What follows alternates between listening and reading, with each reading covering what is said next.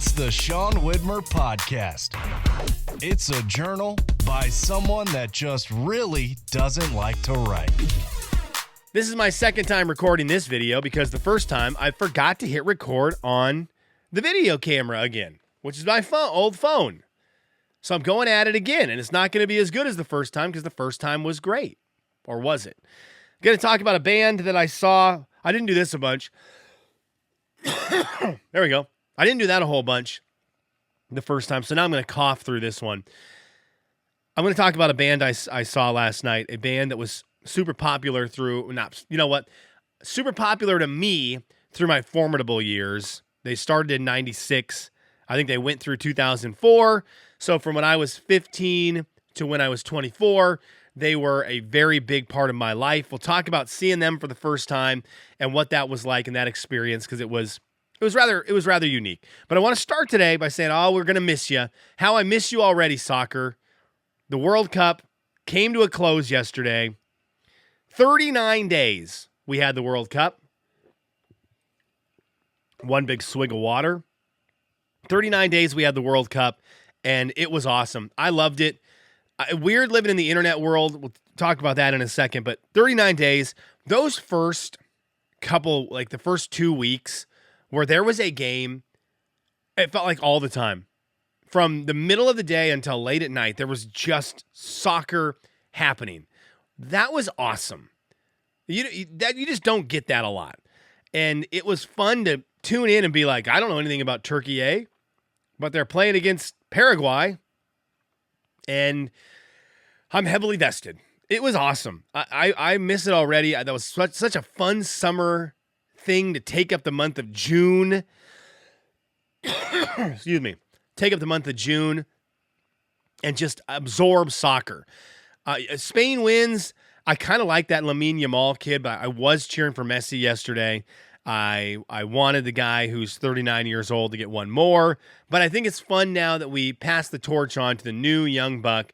I'm hoping that he is amazing because it's fun as a casual of any sport, I think, to have an epically great player going at any time. Because for a casual, it is great to know there's one guy out there. And if you turn on a game, maybe he's playing. So I really like him. I hope he blows up. I hope he's as good as advertised, as good as they talked about him on TV. And I don't know what his club is. What is his club? Lamine. I do this a lot, by the way, lately on the podcast. I just Google search and talk out loud about what it is. He is the right winger for La Liga Club Barcelona. Excuse me. And the Spain national team. Football Club FC Barcelona. I don't know where they are. They're not in the Premier League, Spanish League, I'm assuming. So, yeah. La Liga. That's what I already said it. La Liga. They're in La Liga. So, but I love it. It was a very fun run. It was interesting. Living in the internet world is very interesting because when I was growing up, we didn't have the internet, right? So I've got to experience sports with the internet and without the internet. Without the internet, whatever event you just watched, the opinions on that were based on the group you were around. Unless you had maybe some money and you had cable and you could watch ESPN, or if you had access to sports radio, which I didn't growing up, but if you were big into sports radio, maybe you could get some opinions there. But otherwise, if your group of friends and the people you interacted with liked the World Cup, the opinion you had was that everyone liked the World Cup. If they didn't like the World Cup, it was like, that was stupid. World Cup stunk. And that was it. That was all you got. Now we have the internet. Man, it makes me mad. Record the podcast, no coughs. Record a second time, cough city. The internet will swing your opinions now because these are the three opinions I saw yesterday. So I have no idea what the World Cup, how it was taken in. I'm assuming it was taken in positively, but you had a lot of people who were like me who said this was a great experience. What a fun month. Bring it back. I'm excited for the next one. What a great time getting to watch all these games. I fell in love with player X. I fell in love with team Y. It was just a very fun experience. So that was like the first opinion you'd see online. Then the second one was, that's stupid. Soccer sucks. Soccer's dumb. What a boring game. It doesn't make any sense. This is stupid. Why would anyone watch this filth? Bring on football. That was the other big one. And then there was the third group who I thought was even the most hilarious. The gatekeepers. The soccer gatekeepers. They would come in and they would say, interesting that all of you people who don't know anything about soccer suddenly showed up to watch this game and are acting like you know about it.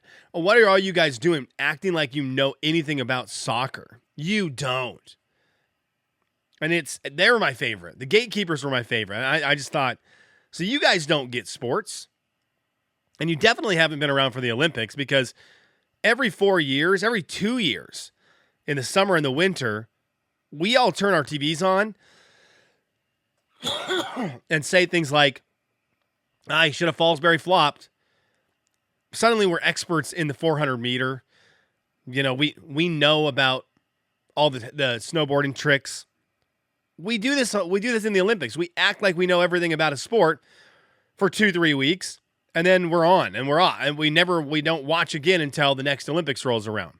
It's like, this is a normal thing that happens when the big sporting events roll around. But the gatekeepers came out and they were like, you guys leave our sport to us. We want no one else to potentially fall in love with it, because I was awake at 4 a.m.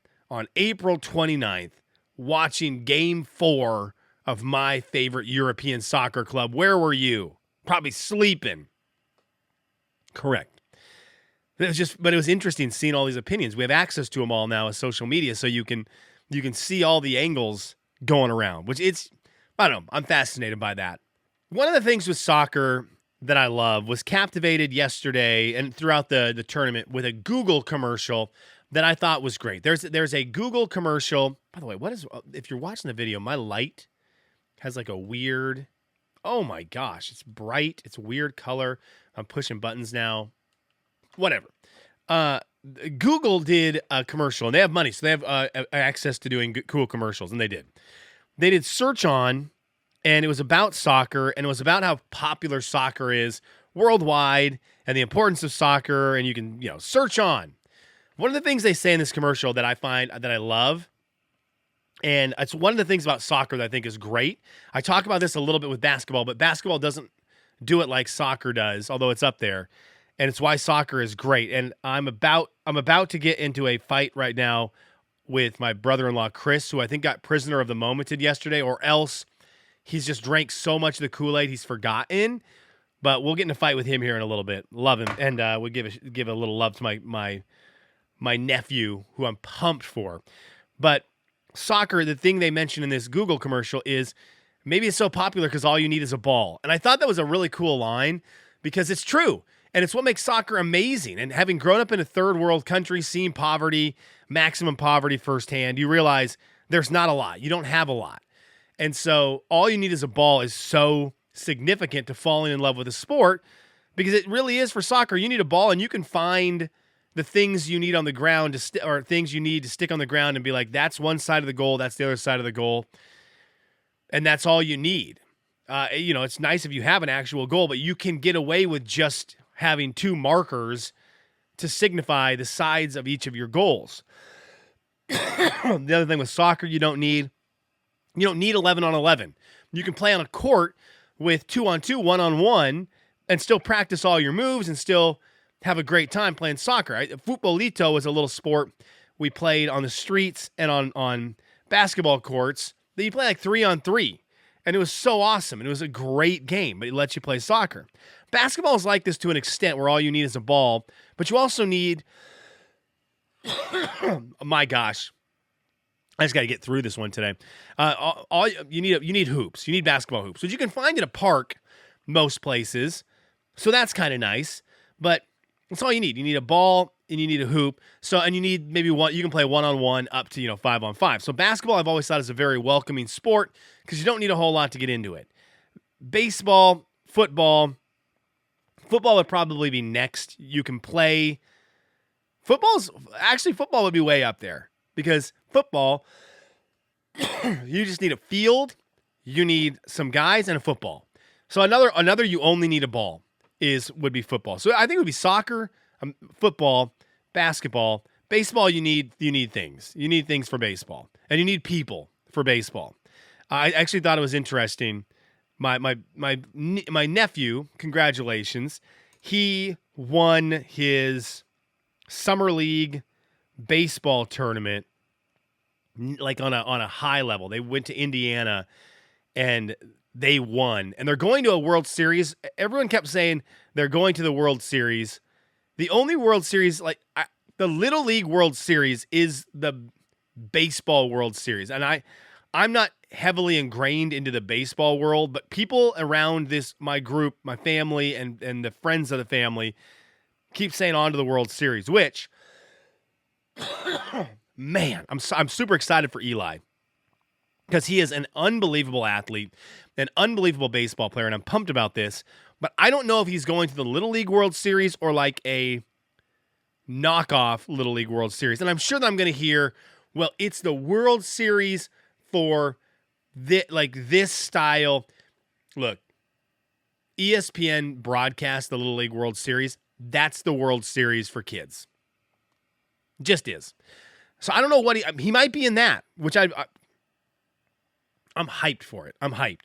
And he's the man. He deserves it. I don't know where this is going to be played. I hope it's close. I would love to go watch him play. He's really good. Congratulations, Eli. You are the man. So it was interesting. My brother-in-law, Chris, obviously proud dad. I think he helps coach. Heavily involved. Played basketball at collegiately. Had a wild. I got to challenge it. Someone's got to keep people on check. I'm that guy. Had a wild post on social media. A wild opinion. He said baseball is the ultimate team sport. Come on now. Come on now. One guy can hit a bomb and you win the game. One dude can hit a bomb and you win the game. It's batter versus pitcher. There's a lot of aspects to the team stuff, but it's batter versus pitcher. It is not the ultimate team sport. I took offense to this comment. Baseball is the ultimate team sport. No. Football, basketball, hockey feels like the most team sport of anything of all time. Though watching soccer, no. I saw the post and I was like, the Kool-Aid is flowing through the veins.